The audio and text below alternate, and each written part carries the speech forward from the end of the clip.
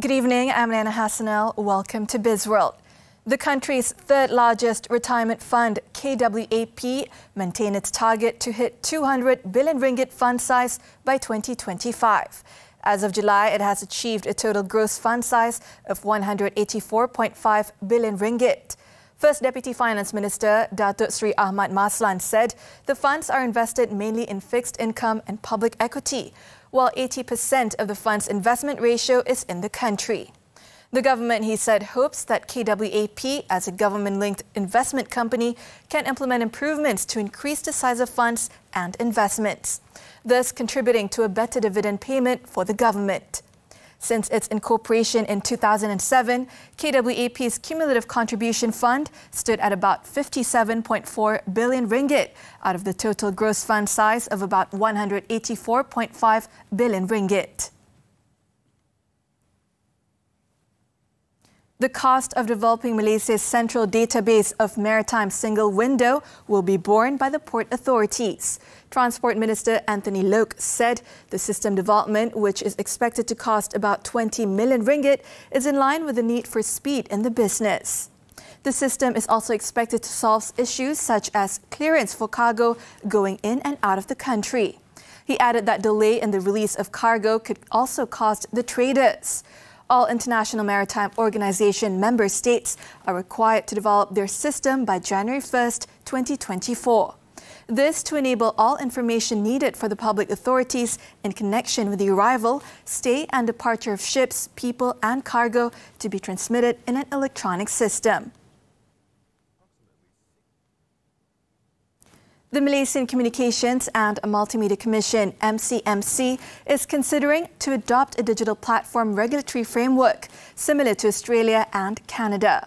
MCMC, together with Ministry of Communications and Digital KKD, have held discussions with major online platforms such as Meta and Google to establish a licensing and regulatory framework.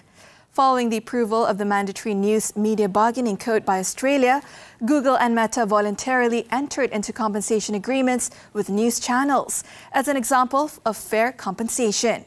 Similarly, Canada's Bill C-11 aims to regulate streaming platforms and encourage support for Canadian-related content. It also said the involvement of KKD and MCMC with online platforms demonstrates an unwavering commitment to addressing challenges in the digital market. One of the challenges faced is the imbalance in advertising expenditure between digital platforms and local media to ensure fair compensation for news content creators.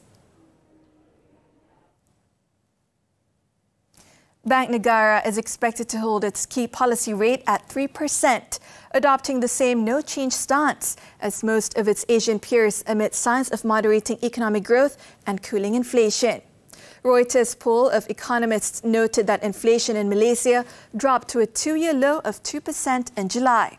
And the central bank, which does not particularly target inflation in setting monetary policy, said it would cool further. That suggests Bank Negara, having raised rates by a modest 125 basis points in the current cycle, has concluded its tightening, but will keep rates higher for longer, as the weak ringgit down over 5% this year may prevent inflation from falling quickly.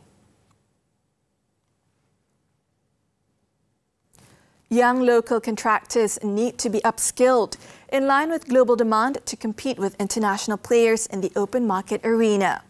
Malaysian Bumiputra Contractors Association's President, Datuk Azman Yusof, said this follows the Comprehensive and Progressive Agreement for Trans-Pacific Partnership, CPTPP, which allows open tendering for member countries for projects above 371 million ringgit.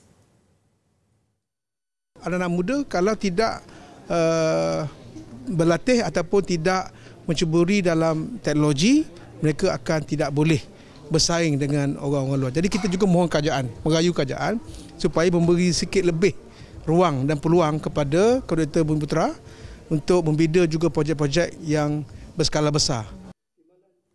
In addition to being contractors, the young leaders are encouraged to diversify their construction business, such as becoming an international supplier of building materials.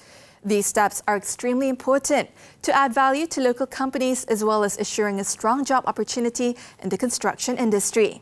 Dato' Azman's recent visit to Dubai found that countries in the Middle East are welcoming Malaysia's participation in the industry.